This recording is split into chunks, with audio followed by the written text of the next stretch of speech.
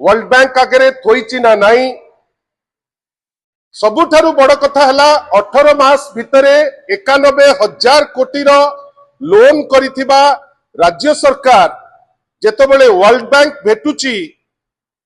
world bank रो president Ajay बंगा जेतबेले तांकर संगे चर्चा करूचंती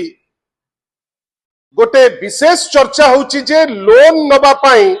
गोटे उद्यम राज्य सरकार करूची कहीं राज्य सरकार फाइनेंशियल मिसमैनेजमेंट एते बेसी बढ़ी जाइची जोथि पाई से माने बजेट अर्थरु कम खर्च करूचंती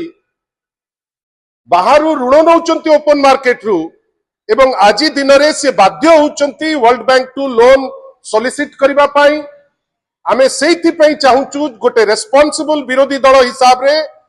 जे या उपरे गोटे क्लैरिफिकेशन से निश्चित भावे दबा दरकार नॉन लाई साधारण रे आमे बुझिबु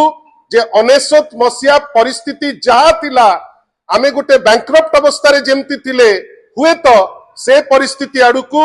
ओडिसा रो तहबिल माडी चलीछि एवं शेष प्रश्नटी आपण मान को माध्यम रे आमे पचारिबा को चाहूचु माननीय मुख्यमंत्री जे निजे फाइनेंस मिनिस्टर